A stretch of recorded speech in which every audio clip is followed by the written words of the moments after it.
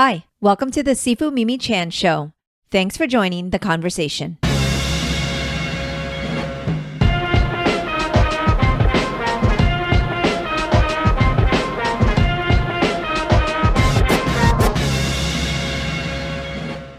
Hello, Bernard. Thank you so much for joining me on my podcast today. Thanks for having me. Oh my goodness. Well, a shout out to our friend Gene Yang for the intro. And of course you are collaborating with him, but he's super awesome. So I'm really glad he introduced us. Yes, Gene is an idol of mine, I should say. So, and a great all-around guy. Yes, I'm in the same camp as you. And I know that off your air, we were talking that you might actually be drawing and sketching and meeting deadlines even today as we speak. So that's kind of amazing. I always find it incredible when artists can multitask that way because I can't draw like at all, but I wouldn't imagine that if I could, that I could do anything else at the same time. So I always find it kind of fascinating that this, that you're able to do two things at once. Well, thank you. I mean, drawing the comic books, it's I kind of break it down into different um methods or different sections. So if I'm in a process of designing or coming up with layouts and where I have to really use my brain, then yeah, I really can't do anything else. Even like listening to music, it has to be melodic, not a lot of lyrics. But when I'm actually doing the technical performance, the technical drawing aspect, that becomes a rather kind of less brain focus intensive and more Mhm. technique. So then I can kind of balance back and forth. Oh, I see. I've had actually the pleasure of speaking with a lot of different artists and comic creators on the show, and I always find it kind of fascinating how everyone has kind of that different process. And I think Michael Lark also was drawing while talking to me as well. And Oh, okay. I again, I think it's really cool. And I can say, yeah, that one piece. Am I allowed to know what you're working on, or is it a secret? I'm drawing a cover for Monkey Prince right All now. right. Well, that's So, perfect. And I can say, yeah, he was talking to me while he drew that cover. So, it's extra special. I mean, even for myself, a lot of whatever work I do tends to have kind of a memory implant on some of the work. So Okay. a lot of times when people bring books to get signed, um, I'll flip through it and I'll remember, kind of like a little bit of what was going on in my life at the time. Yeah. Um, What you were eating or if something was happening at that moment, right. like Yeah. specific to the moment or just more like at this era Uh, of my life. Sometimes it's specific to the moment, depends on how traumatic that moment was. But a lot of times it's more kind of generally about how life was at that time. So, Interesting. Wow. Well, I mean, I know that I've talked to Gene about the collaboration with you on Monkey Prince, and the art is just so beautiful. I was, kind of scanning through it and looking through it. I haven't sat to really get through the story and enjoy it because I want to take my time. And I'll be honest, I'm a bit of a binge reader, so I like to wait until I have like a good amount to really mhm. digest it. But I totally would be lying if I didn't say I already looked at a lot of the artwork of it and just saw the beauty of it. So, and of course, Gene and I get to talk a lot, and he of course told me that it would be just great to have a conversation with you. And as we both kind of have already professed, we're big fans of Gene, and you said he's a great guy. But what is it like to collaborate with him? Because I always love to hear about the collaboration process. Because each project I find, even if it's the same person, can be very different. Well, Gene had only one, what was the word? Not criteria, contingency. Okay. And that's to not look him in the eye whenever you talk to him. Uh, I'm just joking. At this stage it was a bad joke. No, Gene is very personable. So, um, he's not a tyrant. Um, working in this career, I've been drawing comics professionally for 30 years since I was 20. And For what I really treasure, not only are the projects, but who I get to collaborate with. on the projects. And working on a comic book, it's really a combination of writing and artwork, and then storytelling, and taking ideas and concepts, and then being able to visualize them and put them in a format that you can hopefully, maybe when you're reading the book, if you flip through the artwork, you can kind of understand a little bit of what's happening. Hmm. Like my intent really is for the reader to not just to draw pretty pictures, but that when they're flipping through the book, that they're understanding just by looking at the artwork, what is the general premise of what's happening in the story. Um, and so a lot of that going back to is just working with different people, different collaborative processes. Gene has a particular writing style, and every writer that I've worked with kind of has their own unique kind of focus or attention. Um, and to me, that's the most rewarding aspect of what I do nowadays, along with just telling stories, but just who you're working with. Yeah. And I remember Gene, American Born Chinese came out right around the time I started working professionally. And I think a few years later, his book came out, and I, of course, picked it up and, read through it, and really was mesmerized by another person really also having Monkey King in that initial American-born Chinese story. And because he and I both share a similar childhood story where my father used to read to me bedtime stories about the Monkey King, Sun Wukong. Hmm. Because when my family immigrated to the States from Taiwan, I was 6 years old. So Okay. I started reading a lot of comic books, Batman, Spider-Man, Superman. And my father saw that I was taking a liking to all of these American heroes. And he said, let me introduce you to an actual authentic Chinese superhero. Yeah. And he had a friend from Taiwan mail to him a book. I mean, it was The Journey of the West. It was like a really thick book. And it was all written in Chinese. There were no pictures. Hmm. It was just words. So he would just sit to me bedtime every night and read to me a few pages. And I would have to go to sleep, um, imagining these, um, wonderful stories. And so when Jessica, who's the editor, Jessica Chan, brought us together, and Gene shared his story where his mother would read to him bedtime stories, um, you know, instantly there was a connection. So, Yeah.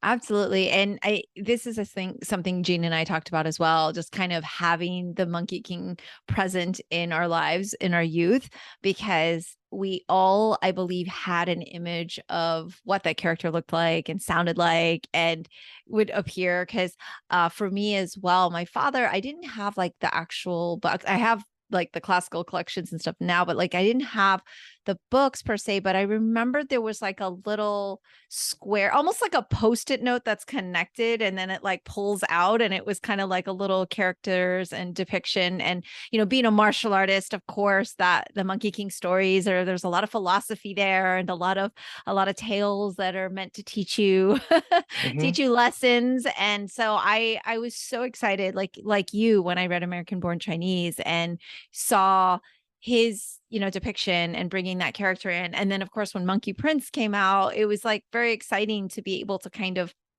have a bit of an update. But also I told Gene that I hold him solely responsible for helping me learn more about my Chinese culture in the way that like Stan Sakai has helped me understand so much about the Japanese culture through his stories, and in just a fun way, and for our youth and everything. So I love that. And he told me that you both, because you have that love for the Monkey King and you have those childhood stories, that you went down some pretty deep rabbit holes of research. Is that true? Oh yeah, I mean, um, going back to that childhood story, my parents divorced when I was 10. So, um, my father never finished the Journey to the West story for me as a bedtime story. Oh. And at that time, there wasn't a lot of literature available, or translated literature, again, Hmm. because I can't read Chinese. Um, And so for the longest time, I just kind of, and also because the parents divorced, I went and lived with my mother. I never completed that story arc. Um, and as this project came to fruition, it allowed me an opportunity to kind of tie up loose ends, and Yeah. allowed kind of open the door back to um, figuring out exactly what happened towards the end. I mean, he was pretty close to the ending, anyways. And all through my youth, there would always be like little Monkey King things here or there, that I would have like little statues and whatever memories that I had drawn from the stories that were already told to me.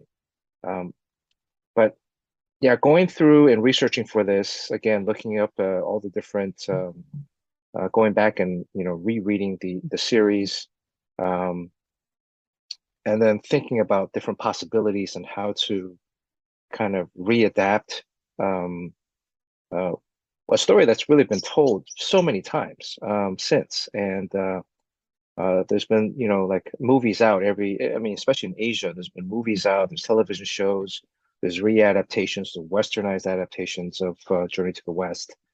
Um, and, those cartoons, animation.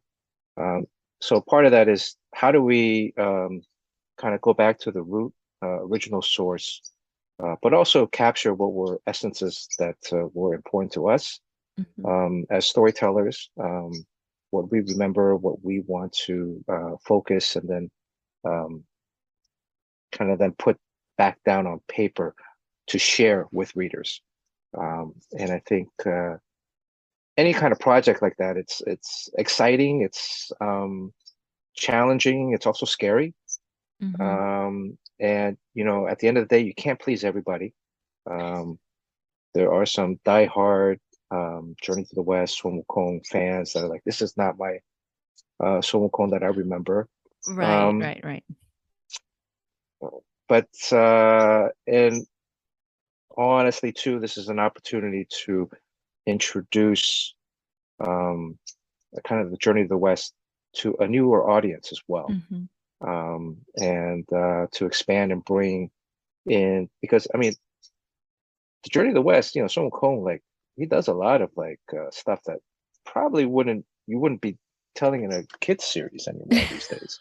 Yeah. It's like he's killing people and he's Yeah. killing demons and doing some pretty dastardly things.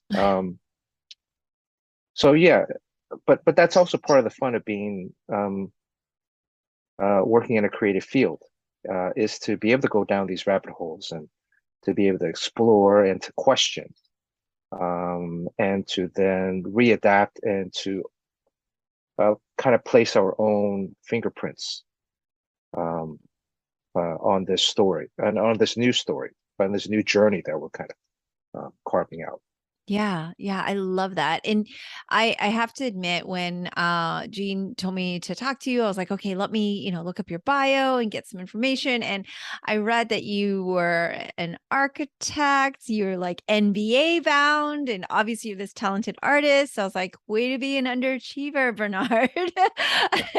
And I mean, growing up as Asian American here, and of course, I'd love to hear a little more about like your childhood and when you immigrated, what that was like for you. But um what was the dynamic like, I guess, for you moving here from Taiwan, and how did you adapt? Or where did you move to? Well, I was born in Canada, in Okay. Montreal. Mhm. My Oh, father your was getting parents his, moved from Taiwan and you born in Canada. uh, Got it. yeah, so my parents met in Taiwan, then they moved to Mhm. Canada, where Mhm. they got married, and they moved to Canada.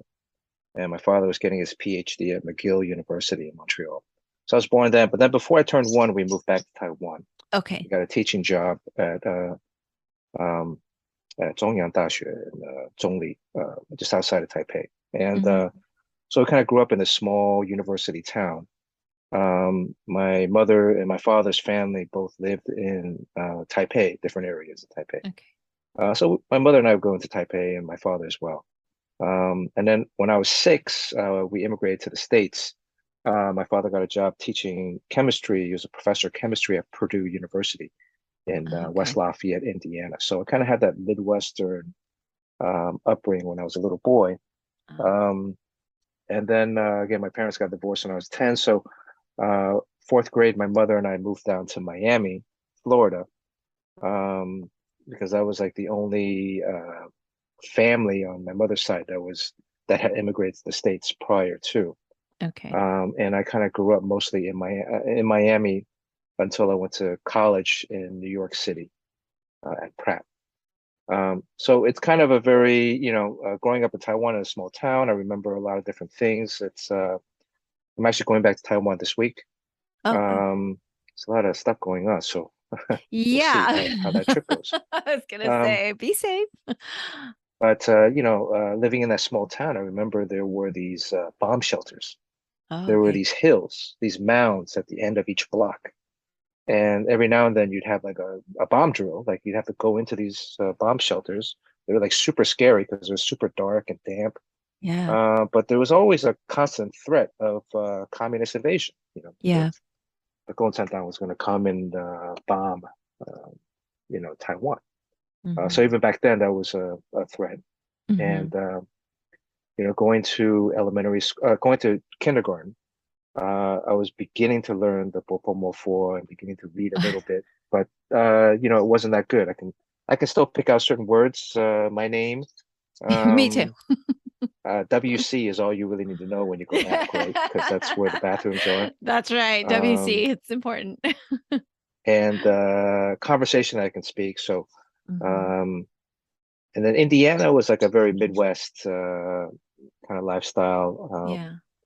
I went to first through fourth grade there. I didn't speak a word of English when I showed up. I think took about 3 months to become kind of proficient. Okay. Um, at that time, Was like was that hard for you at that time with the I mean, how are kids? Because kids can be so cruel, right? And so, I there was a little bit of bullying. Like there's a story that my mother told me, reminded me, like when I first showed up to school, they didn't speak English, so we had recess, and during recess, I'm playing in the sandbox, and some kid comes up to me and says, "Hey, your name's Banana, right?" I didn't know. I mean, I just heard the B, and I thought it sounded kind of like Bernard. My Chinese name is Bo Na, so it's very similar. okay. So I just nodded and smiled and said, "Yeah." And the kid laughed and went away. The next day, he shows up again with a couple buddies and does the same thing. Hey, is your name Banana? And I said, yeah, I don't know. Yeah, hi. And then they all laugh, and this proceeded for like a few days. I didn't know. Um, I thought I was making a friend. But then there was another Chinese kid, and he kind of oversaw all this.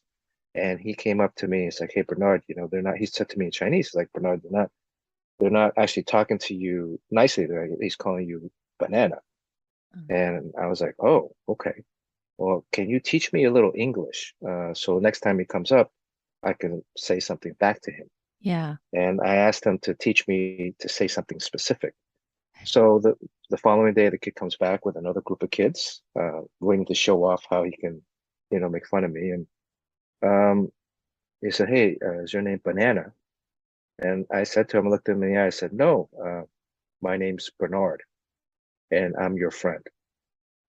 And uh, those words, like you could see, like I guess, initial disappointment, hopefully embarrassment on his, and never bothered me again. Um, but that was something I guess um, had happened. I had forgotten about it for a while. And then my mother Yeah. reminded me, and it's like sometimes you can um, face cruelty with kindness. Sometimes you want to bash it in the face. Right. But it is important to stand up for yourself in however form. Um, so that was kind of my Indiana experience, Yeah. right? But also like looking back at it, I mean, it's Indiana. Um, I'm still a big Purdue fan. I developed a tremendous love for sports Hmm. while I was there. It was a huge part of every day after school we would play ball. Hmm. Um, and it's, I guess growing up, you always met with some kind of adversity, cruelty. And in Miami, I would be one of the only Asian kids in all the schools that I went to. Hmm. Um, uh, in different schools, different areas, different neighborhoods. Um, but part of it is paving your own path, your own identity. All of us, I think, struggle at some point in our youth to identify what is Asian American. Um, how do we kind of carve out our own path in Yeah. this country as Americans, and uh, what is the right way to do things? So, Yeah, no, that story of what you said to your bullier was so heartwarming. I was like, oh my gosh, because how old were you? You're under 10 years old, right? And so it I was was just probably like six. Yeah, yeah, it's probably six amazing because it's that first grade.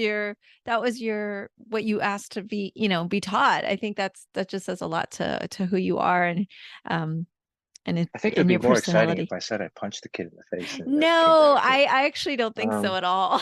Because that's just your typical schoolyard stuff. I think, wow, actually think it's super powerful what you just shared. And especially as a martial arts teacher, it's the irony is we try to teach that path where you're like not having to punch the kid in the face. I right. mean, you're right though. Sometimes some kids deserve to have if there's a physical threat and everything, but like I think that kindness and compassion is definitely the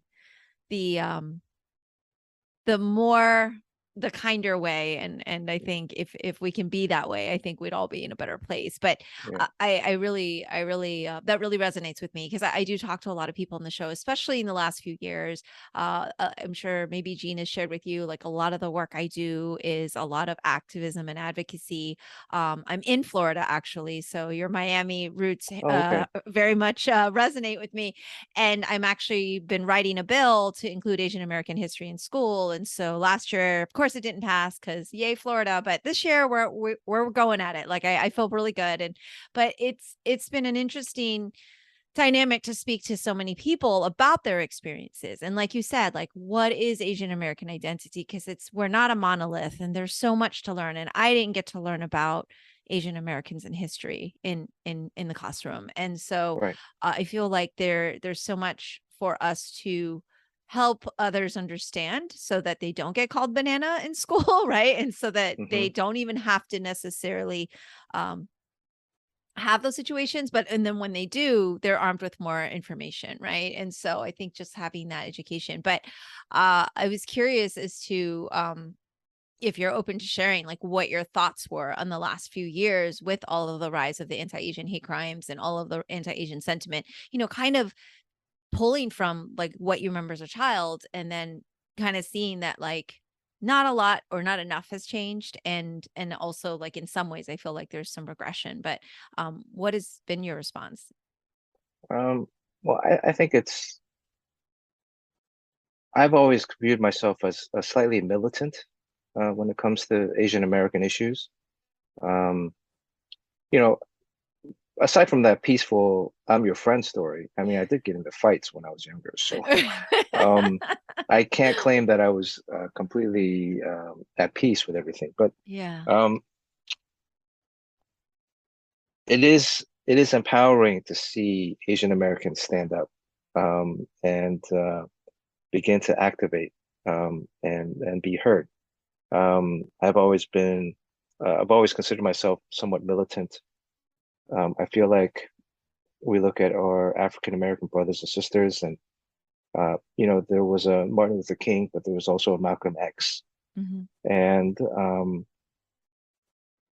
we need to speak our voice. And if all too many times, especially when I was younger, like the first day of school, my mother would be like, "You have to behave because uh, what would they think of Chinese people?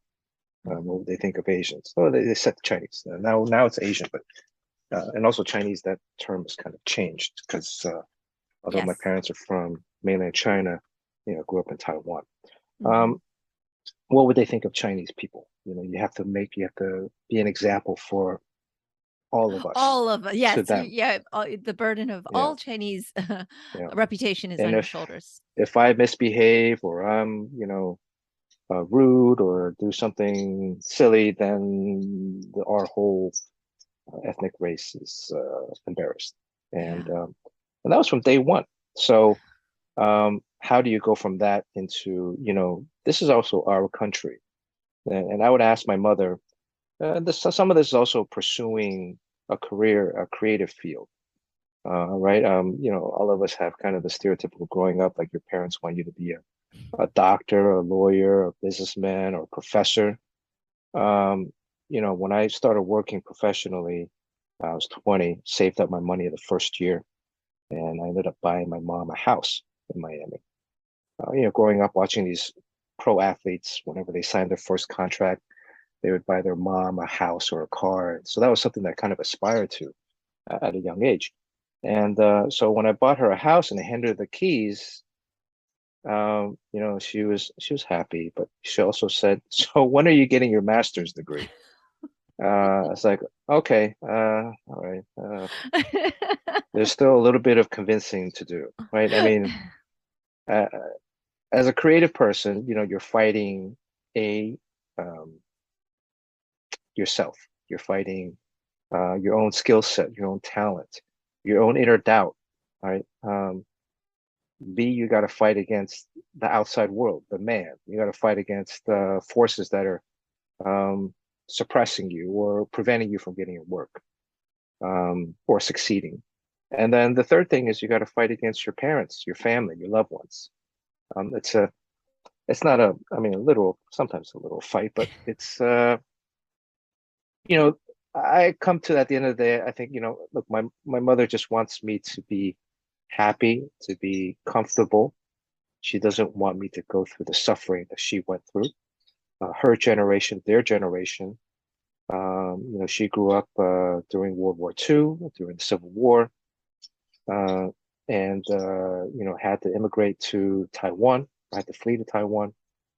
Um, if they didn't, the whole family would have been locked up or killed. And even in Taiwan, there was at that time a very transitional period. Um, it wasn't as rosy as growing up in the States.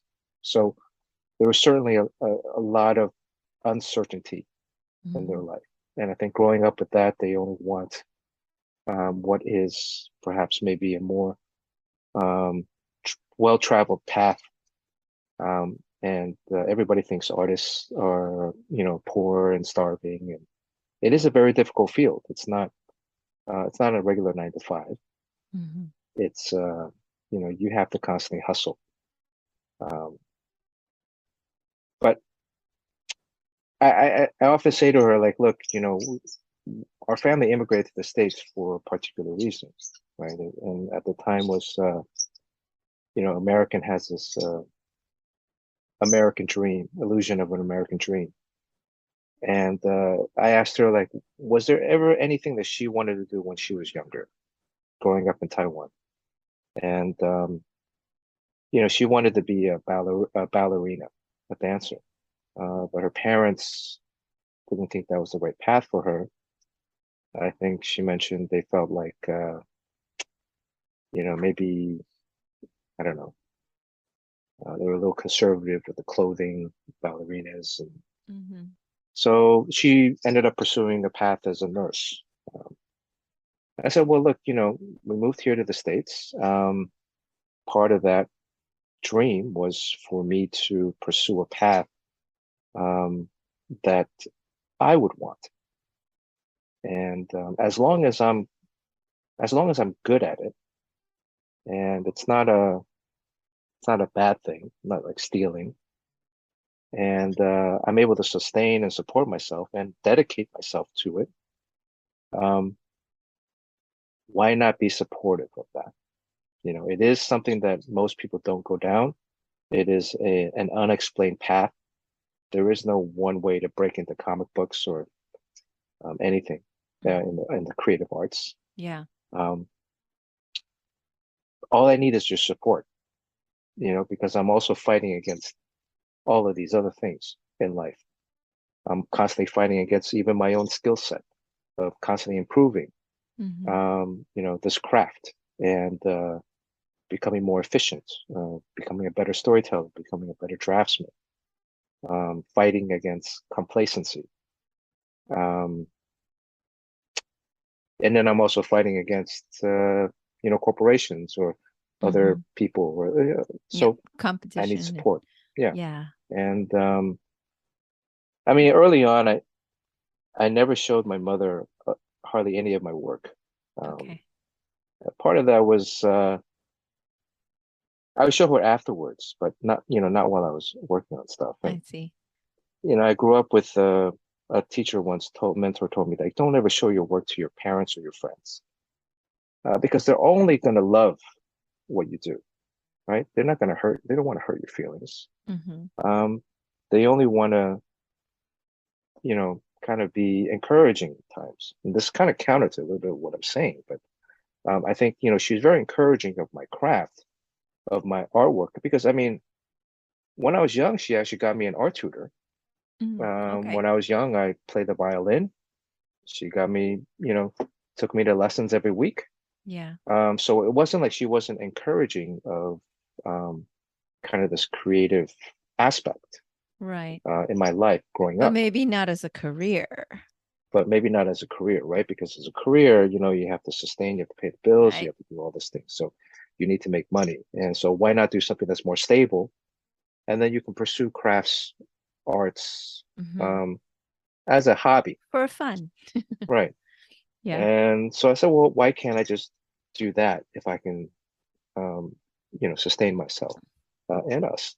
So I said, there's a reason why we moved here, and it's the promise of the quote unquote American dream is to pursue our passions. And so I don't know. I don't know if I even answered your question. Well, I mean, was this like one conversation or has it been like several over the years? It's Because I been mean, just over, from my yeah. parents' perspective, I mean, it's never one conversation. All right, So, it's one of like numerous conversations over and over yeah. again. And Yeah. then eventually at some point, I think in my 40s, she stopped asking if I was gonna, because then it was like, okay, well now you can go and teach, right? So then I said, okay, I'm gonna go get a job. I said, I don't need a master's degree to teach. As in a creative field, if I'm working professional, Yeah. uh, someone's gonna hire me if they want me to teach, right? So she's like, well, I mean, I was actually about basketball when I was playing in college. Yeah. I wasn't really like any good. I mean, I was okay, I was but after I graduated college, I was an assistant coach for the college. And then after the first season as an assistant coach, they had hired me as the acting head coach. So I was actually a college basketball head coach Oh, okay. for a few months before I resigned to move out to LA to work at Disney. So that's teaching, right? And then I said to her, so then okay, I'm going to go get a job teaching. So I went and got a job teaching at Art Center, College of Design here in LA. And just to show her, like, look, I don't need a degree to do that stuff. There's other paths um, to get to where you want to go. Right. Right. Right. Sorry, so my birds. Okay, I was like, yeah. I was like, oh, is that a bird or is that a squeaky chair? Let me let them out. What kind of birds do you have? They're two parrotlets. Oh, They're miniature parrots. okay. They're like about this big. So Wow. they hear me talking. And so they're Um, talking to you. so they want to, yeah.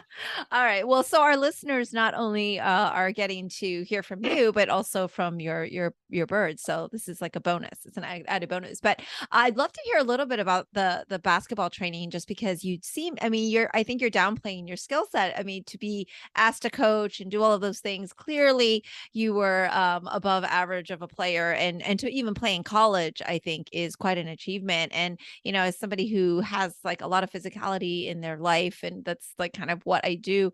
I'm curious how, one, do you still play basketball? And then two, how does that play into being an artist? Do you find like any parallels in there, or one that helps the other, or, for your creativity? I think there are a lot of parallels, although there are actually not a lot of artists that are into sports. Hmm. I would say most of my artist friends are not really into sports, never played sports, or might Yeah. watch a little bit, but not really, never really participated in Like an organized team organized. sports, Yeah. right? Yeah, in an organized capacity. I mean, I went to Pratt Institute in New York. They're a small school, so the NCAA Division III. Hmm. So Division I, II, III, they don't offer athletic scholarships. Okay. I got an architecture scholarship, so it was separate. I see. They do offer grants.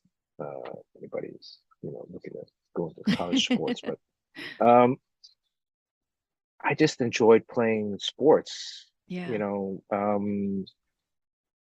in high school, there was no sports program in my high school. Oh, Um, so I started one.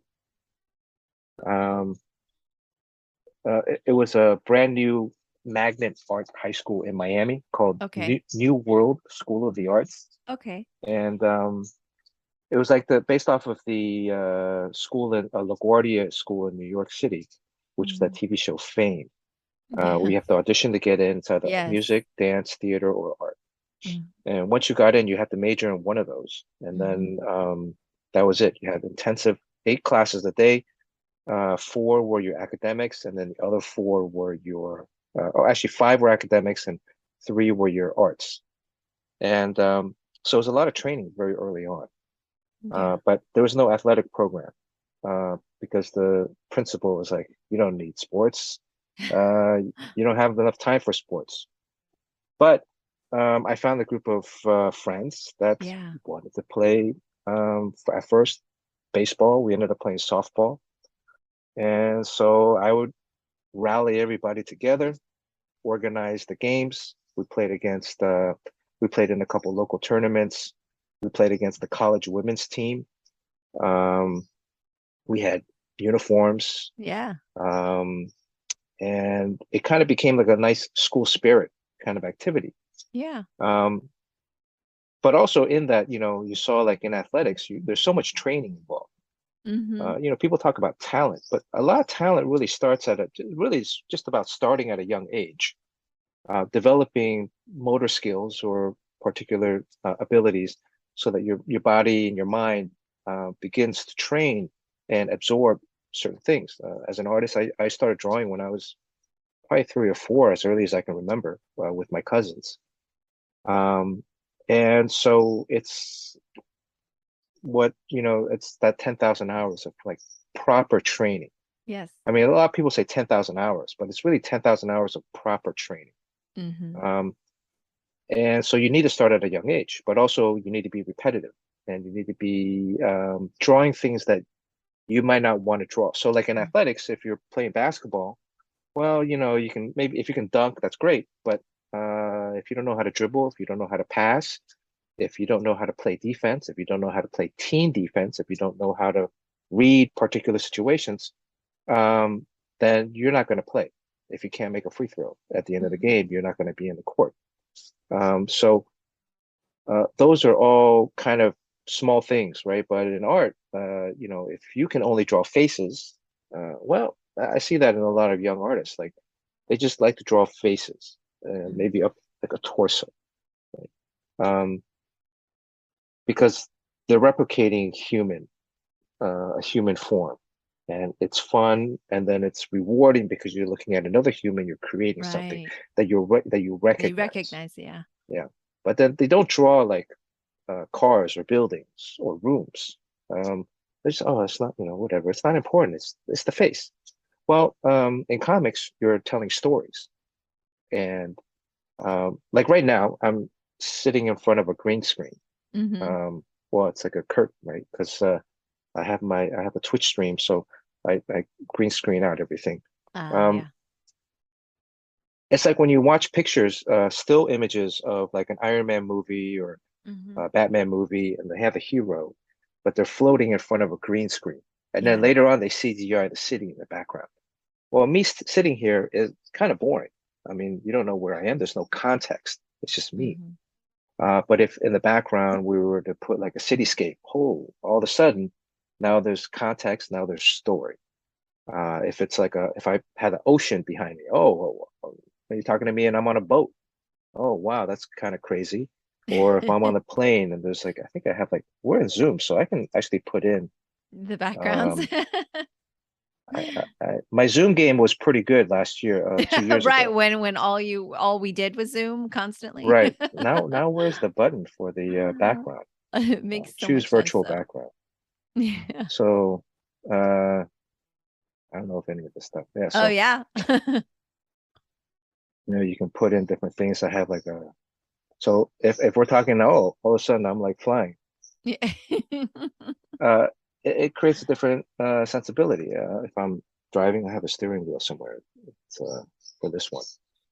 Um, Yeah. and all of those are um, kind of components, right? So um, I tell young artists, aspiring comic book artists, um, I can show you maybe like a couple of things, or how I can tell you and train you how I think, or what I'm looking at Hmm. as an artist. But at the end of the day, it's up to you to put in the hours to learn how to draw. And it's not that hard. Nothing I'm teaching is rocket science because everything is available to you around you. Some kids will ask me, like, how do you draw hands? I'm like, well, you have two hands in front of you. Granted, one has to hold the pencil, whether it's right or left, right? So if you're drawing with your right, then your left hand. But then you have something to look at. Hmm. It's Hmm. just boring. You want to cheat, but Yeah. just sit down and draw your hand.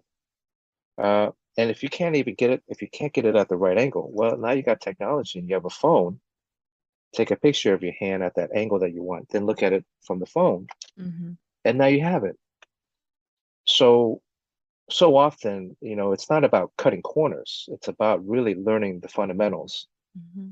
continuously practicing the fundamentals. Because if you look at LeBron James or Steph Curry, probably one of those most prolific shooters in the NBA, scorers. Um, but he doesn't just shoot during the game. And before the game, he's shooting around. In between games, he's practicing getting shots up, a few hundred a day. In the off season, when there are no more games, he's still practicing on shots, or on new moves, new step backs or new crossover moves. Um, so the work is constant. How much you put in is how much you're going to get out. And so that's kind of like my approach of mending athletics with art. Yeah. Yeah. Um, No, it makes complete sense to me. As a, kung fu teacher, pretty much that's what we tell people. It's your fundamentals, your basics, consistency over time. And yeah, everybody comes in and they want to play with the swords and fly and do all the right. fancy things. And I'm like, so we're going to be in a horse dance for 15 minutes. And Yeah. it's not exciting at first, but if you want to get good, right? So it's what's your Hmm. goal? If you actually want to improve and get Right. good and you want to reach a higher level, I'm with you. It makes a lot of sense, but I love how you kind of broke down that correlation, because from a learning perspective, it really resonates and you could see it. Yeah. I mean, you really have to, and the more well-rounded you are, Hmm. the faster you can actually specialize in Yeah. particular things, because then you can actually understand the components of what it is that you're actually doing. Um, Again, like I tell a lot of young artists, like if you learn how to draw perspective, if you learn volumetric and you're looking at things in 3 dimension, that will actually help your figure drawing, because then you're understanding the shape of the human face. And when it turns in particular angles, whether it's down 3/4, straight on, whatever angle, you're able to replicate it, because now you're not just drawing iconic shapes, where if you put two dots in a thing, in a curve, that's a face, that's a smiley face. But you're actually beginning to draw an actual human face. And then on top of that, you can then add in emotions. When I brought up, when I brought down, whatever. All of these different facial expressions can then evoke emotion. And then once you start adding that component with storytelling backgrounds, camera angles, how you move through scenes, um, now you become a storyteller. Mhm. And it's not just drawing something pretty, Mhm. um, but Is you're actually there, telling a story. yeah, is there something when you were kind of that young artist that you had to draw over and over that you absolutely hated, that you're like, oh, I have to, but I have to do this? Is there kind of a thing that you can recall? Yeah, I mean, like still lifes, we used to put like stuff down on the table, like apples, Mhm. shoes, books, and all that stuff. And then we Yeah. have to sit there and draw it. And teacher's like, well, you gotta do this, you gotta do, line pencil.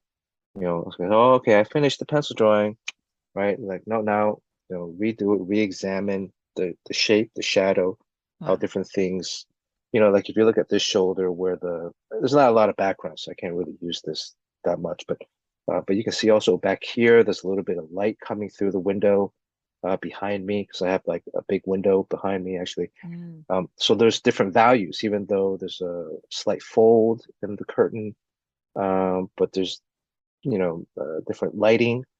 Um, all of that, once you really begin to examine, break down um, everything that you draw. If you draw it once, you can draw it twice. If you draw it twice, the third or fourth time, you can then start designing it and redrawing and improving it. Mhm. And there's so many different layers beyond just replicating, Yeah. right? You're not just trying to draw a pretty picture. I'm not just trying to draw you to look like you. I'm trying to draw an impersonation of you or how I feel about you at that time. Because if I wanted to draw a perfect picture of you, why not just take a picture?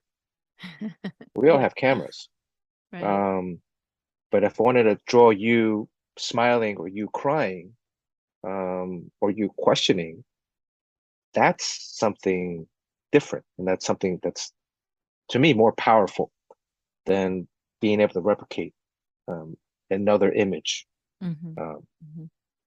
Yeah. so And I was curious when, like I said, I kind of milled through your bio, and being from Florida and being in Orlando, Disney is very present in our lives here. And I saw that you did work as a blue sky concept designer for Walt Disney Imagineering. And one, can you share with our listeners like what that really is and what that experience was like and what it entails? yeah, sure. So I spent 4 years as a Walt Disney Imagineer designing rides for theme parks. My position was as a what they call a blue sky concept designer. Blue sky meaning that there's no ceiling. Mm. So anything you come up with, there's no ceiling to contain the idea. I go into meetings and they'd be like, well, come back in a couple of days with some ideas. And I would have to formulate those ideas and then present them in a drawing or a model Okay. or towards the end, like a animated computer kind of walkthrough. Very simple, So part of it is like if I use an example of Space Mountain, everybody's been on Space Mountain, right? It's a roller coaster ride that's inside uh, this kind of futuristic spaceship kind of dome. Hmm. And the theme of the ride is that you jump on and you got to go from the space station to another space station. I think the last time I went on it, it was sponsored by FedEx, so it had kind of like this delivery, you're delivering Theme. packages or something, right? But it's not just a roller coaster, but it's like a journey through space. And part of that, then, because it's enclosed and it's all dark, and you can see stars and you can see other comets zipping through, there's a particular exhilaration and story behind the ride. Mm. If you go on Indiana Jones, the Indiana Jones ride, the Q space, you're walking through the mind space where the archaeologists beforehand had discovered all of these different little artifacts and things. And so by the time you get onto the ride, you kind of immerse yourself into that world. So Mm. part of what I did was like to come up with, if you were to come up with Space Mountain, you'd be like, okay, well, let's do like a roller coaster ride, but let's say it's a space ride, but I want to, I want you to feel like you're in space. Usually roller coasters are outside. So then I think we need to be enclosed. Mm-hmm. And it's a story about maybe flying from a space station to a planet or launching from a space pad, going into space on this journey, and then Mm-hmm. landing somewhere. Um, and then that would be kind of the very high level, um, you know, design work. Yeah. And then Did you from enjoy there, that? then you start breaking. It was amazing. I mean, I go Yeah. into, Because you have an you know, architect background too, I would imagine that kind of comes into play. yeah, the architecture, I have a degree in architecture. I Yeah. gave that to my mom too. Yeah. Um, uh, but also, Such a you know, good like, son. right. I mean, art really in reality, I considered going to art Uh, school. I mean, I did go to art school, but I considered getting a degree in art. The degree in art is really meaningless. I tell any art school, even if their art schools invite me to lecture, to provide a lecture, I'll tell them, the first thing I tell the kids is like, look, you graduate from here, you have your degree, it doesn't mean anything. yeah. It's your portfolio that matters. Yeah. So case in point, I went to architecture school. I was studying architecture and I got my first professional gig when I was 20. So I was Mhm. still studying. I was still in school, Yeah. but I was drawing comic books. They didn't care that. In fact, I think they would have rather me not go to school because then I could devote all my time to the company. Yeah. Um, but they cared about your portfolio. Um, Hmm. so architecture was a great eye-opening experience in terms of design, in terms of ways of thinking of storytelling, but also ways of thinking in terms of how things are. Why are they that way? How can you improve and make it more efficient or better or more exciting? Um, and so that kind of background, because in Imagineering, there are also concept architects. There are also guys that are there that do concept architecture. Yeah. Yeah. But I was just coming up with ideas. Right. And um, And did you like I'd going on go those into, rides that you worked well, on? yeah, a perk was that, I did do some research trips. You go into the backstage of Disneyland Mhm. and, you can see how things are actually in reality.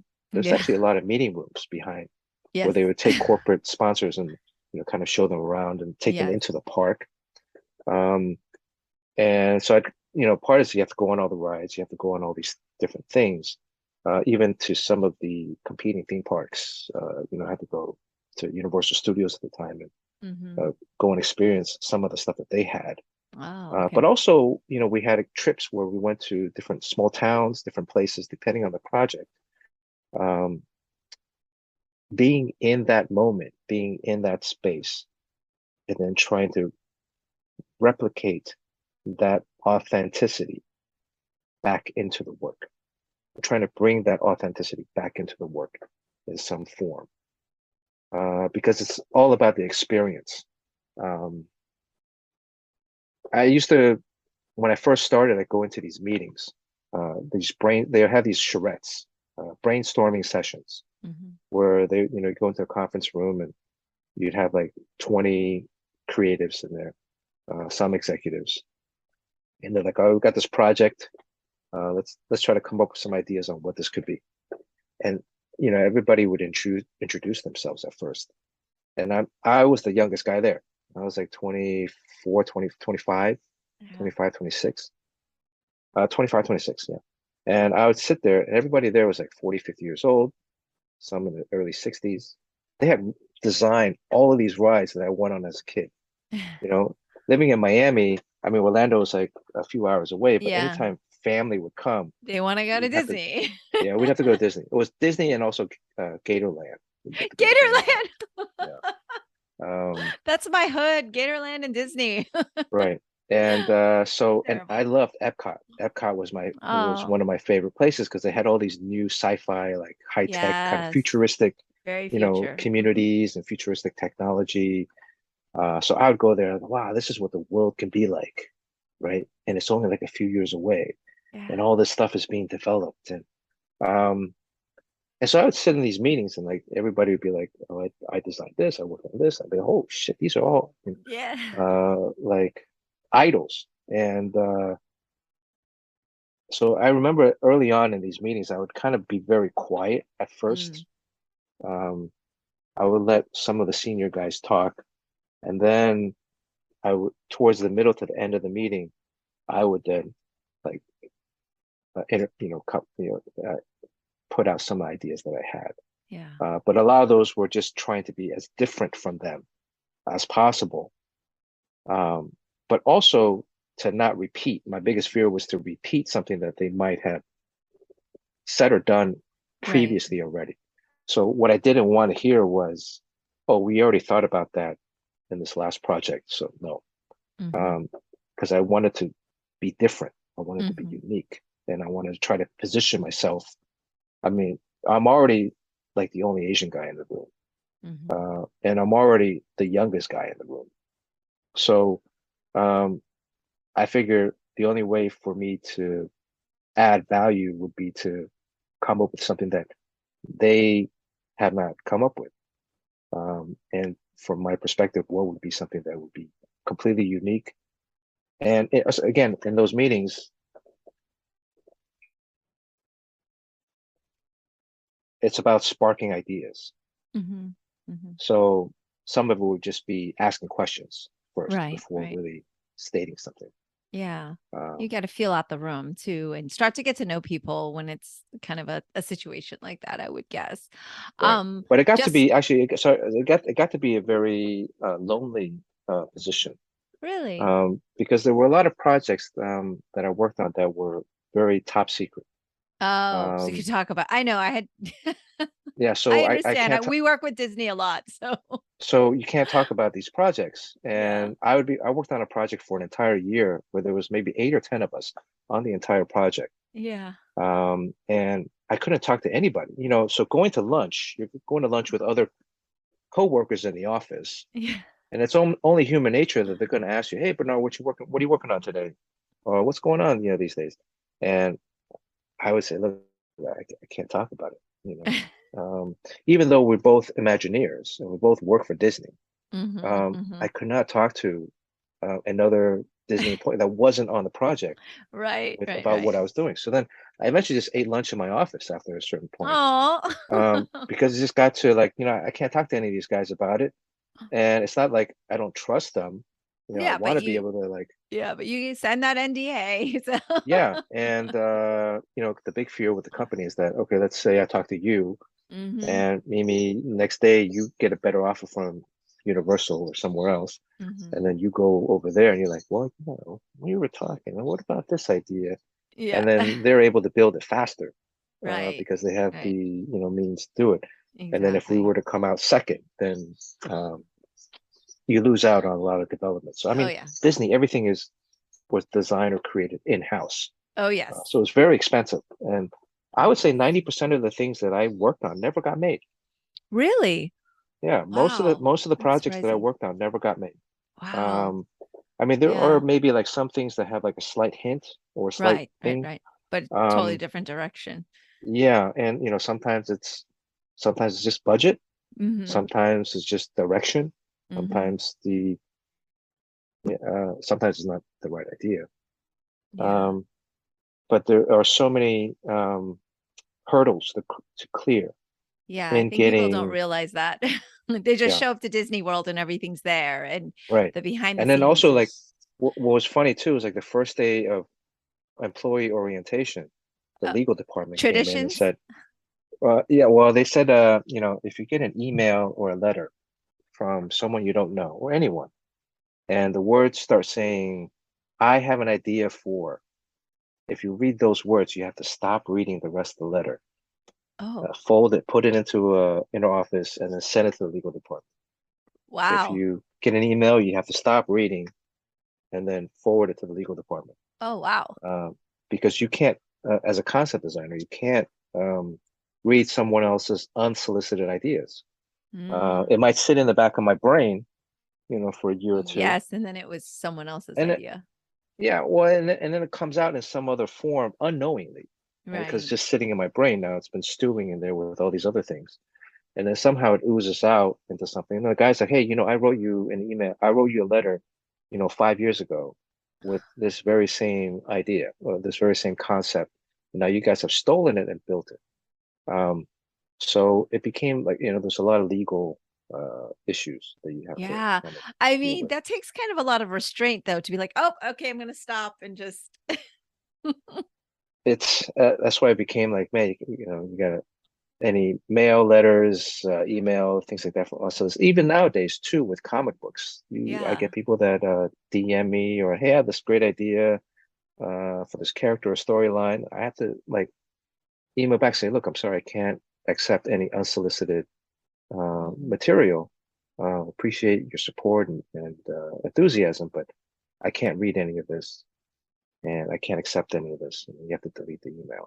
So I don't have legal department. I mean, I do have a lawyer, but I don't want Right, right. Yeah, to. you don't want to be involved in Yeah, any of that. Well, you right. learned that though, right? From working with Disney. That's the thing with the mouse, right? They've got their ducks in a row Hmm. and there's a reason, right? There's a reason they do what they do and how they do And, it. So, yeah, and I had a great time working for them. I mean, yeah. a great company, uh, so big that they have their own sports leagues, inner company sports leagues. Um, Did you play and basketball with them? I ended up coaching a team there while I was there. I played in a separate league Okay. Okay. because in the division I was working at, they couldn't get enough guys. So Okay. I just had my a group of friends outside of work that I ended up, Right. you know. Fun, fun, fun.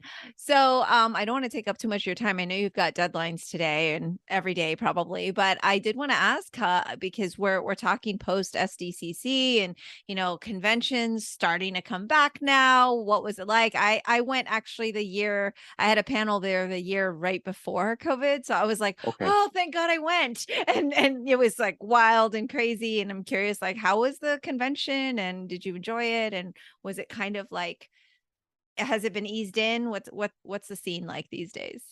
San Diego Comic-Con is an experience. So, I encourage people in the future, if you have an opportunity to come, come. It is somewhat slightly expensive show because the hotels The jack up all the hotels prices. You and have to get a room. the stress Huh? of getting a hotel is stressful. Yeah, that's stressful. But once you get there, it is fun. This was my Yes. 30th. My first one was 1992. Wow. I'm aging myself. I'm probably that's even older than most of your viewers. Um, That's not true. I went the first time I went was an amateur. I had Okay. brought my portfolio with me to Oh, to show all the show people. companies. Yeah. Yeah. I mean, conventions was a great way for artists to, under one roof, all the companies are Mhm. there. So if you schedule your time correctly, you can go to company by company by company and show all the editors your work. And then in the downtime, you go to the artist alley and you show your favorite artists your work and Yeah. try to get their critique and see if you can learn something from what they're offering And you. who did you show in 92? In 92, I showed it to everybody. I went with my mentor at the time, Michael Davis. Okay. Encouraged myself and my best friend, John Paul Leon, to go out. Um, we brought our portfolios along. He introduced us to everybody that he knew at the time Okay. in the company. He was just about to start Milestone, um, which is a imprint, which was the imprint of DC Comics. And so he introduced us to all the editors at DC, and we also showed our stuff to everybody that we could. Basically, at that time, you just have to wait in line. Mhm. Nowadays, you have to submit everything beforehand because Mm. it's just so massive. It's yeah. On the very last day, before we're going to go back to the airport to fly back to Miami, there was a small company called Valiant Yeah. right by the doorway. And I said, John, let's just go there and let's just wait. We still have plenty of time to get to the airport. And let's just one more. What is it? What would it hurt? Right. At the time, John Paul and I were up for drawing a book called Static. Static, you might have heard of Static Shock now, which was been an animated TV show and Mhm. many numerous comics. So John Paul and I were up for drawing that book. They eventually went with John Paul after the show, but at the time I went to Valiant, I showed my work to a guy named Bob Layton. Bob is credited as one of the modern day co-creators of Iron Man. And so Bob looked at my work and he was like, "Oh, this is pretty good. When you come back to school in the fall, in a month or so, make sure you give me a call." So um, that was kind of how it started. And at first, I walked in, I thought he was just gonna look at my work again and give me another critique, but when I walked into the office, he was like, "Hey, I remember you. Here's the first story, your first professional work." I left that afternoon with my first professional assignment and a stack of comic books to read because there's all these new characters and stuff like that. A few weeks in from that project, I hadn't finished my first project. Bob said, we love what you're doing, Bernard. We want to launch a brand new book with you, a brand new #1 series. Um, and at the time, I was very young and I was very brass. So I said to Bob, Bob, I will draw this book on one contingency. If you make the lead an Asian American male, and an Asian American male that doesn't know Kung Fu, but is a lover, not a fighter. And then I went home, I went back to the dorm I had basketball practice. I also went to basketball practice and went back to the dorm. And I'm thinking like at the age of 20, I'm already demanding things, right? Is my career going to be over? I went back the following week to turn in more work. And Bob pulled me aside into his office and said, Bernard, you got your book. And it became a book. Title was called The Second Life of Dr. Mirage. And it debuted like a half year later in the top 10 of all comics sold that month. So part of that is like, growing up in the States, again in Florida specifically, not a lot of Asians. Yeah. The only time I got to see an Asian face on television was Sunday afternoon Kung Fu theater, where they would dub, all the Kung Fu movies. Yeah, the Shaw Um, brothers. but my pitch to Bob was like, look, there's not a lot of Asian representation in comics. I can bring some authenticity to this. If we locate the book in Miami, I can tell you that most books are in New York City. This might be a different flavor, but I can also bring that experience, but I can also bring the Asian American experience Yeah. into the book. And the rest of the stuff, superhero stuff, whatever. But and kudos to Bob. I mean, he's like my second father. Yeah. He agreed. And part of that is, again, it's great to see all the Asian representation in media these days. I do think, on one hand, while it's also great to see all of these projects out, we also need to support those projects through actual physical buying of a ticket or Exactly. buying of a book. Yeah. Um, there's still a constant threat of like, I think back in the 90s, there was like, oh, there's never going to be a lead female action movie, right?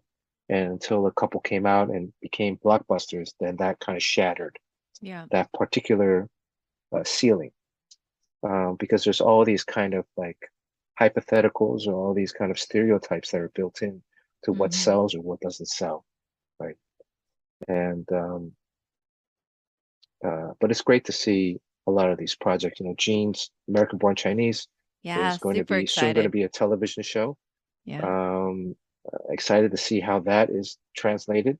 Um, Buddy Cliff Chang just had Paper Girls out on Yes. Amazon last week. Love. Um, so there's so many more there's so many more opportunities out there. Absolutely. Uh, It's definitely shifting and it's so positive too. It's super exciting, but for artists like yourself who are helping do that work, and pushing and putting your jobs on the line and advocating like we appreciate it because it does mean something to be able to pick up a book and see yourself not stereotyped and just represented as a person who is, feeling something or doing something and not because it's this, right. mythical creature, right? So much appreciated for all the efforts you're doing there and for just creating really beautiful artwork. So So thank Thank you. you.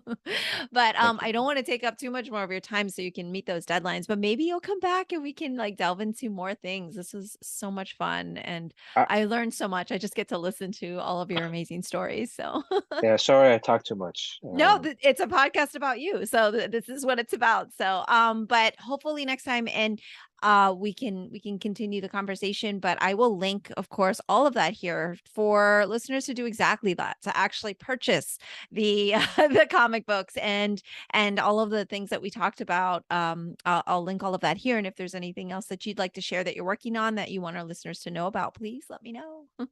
Well, just the Monkey Prince, Yep. from DC Comics. The first 6 issues are out. Yep. I'm working on the second half, the 7th through 12th. It's a Mhm. limited series. So, hit your local comic book store. You can also get it digitally if you just Mhm. want to read it on your iPad, or phone. Um, and I don't think you have to know anything about Sun Wukong, Journey to the West to Yeah. kind of understand. There are little Easter eggs if you are familiar with the characters. Zuba Jian, Pigsy is Mm. kind of now in the mentor, and Oh, Monkey okay. Prince is the son of the Monkey King, Right. um, who kind of rediscovers that he's actually the son of this, um, once Legend. mischievous, Yeah. rebellious monkey, and who fought off the gods, and now is integrated into the DC universe. So, Yeah. the Monkey Prince fights Batman and Robin in the first 4 issues, Yeah. and in the second arc, he's out in Amnesty Bay, which, if you know about DC Comics, he's now in the world of Yeah. Aquaman and Black Manta. So, um, it's fun for me. I mean, aside from being a pro athlete, which I never had the skill set to be, but um, this is like the next thing I wanted to do as a kid. So Mhm. I'm really getting to live my childhood dreams, and I can't be more grateful for the opportunities that I've had, and also now meeting yourself and through Gene, and it's just really a very fortunate life, um, and but it's all about storytelling, Yeah. um, and sharing stories, and Gene is a master of that. Um, and I hope if you guys pick up a copy of Monkey Prince, you'll enjoy it, you'll read it, share it with your kids, or just share it with yourself, your Yep. friends. Um, Absolutely. so that's All it. right. Well, thank you so much, Bernard. This was such a pleasure. And for those of you listening, Monkey Prince issues are already out, so you can purchase them, and new issues are coming. He's actually drawing them while we spoke. So thank you Right, so yeah. much, Bernard. We will talk soon. Thank you. That's all for today's episode. Thanks for listening to the Sifu Mimi Chan Show. You can become a patron of the show at patreon.com/SifuMimiChan to help keep this podcast going. Follow me and interact on social media at Sifu Mimi Chan on Instagram, Twitter, or Facebook.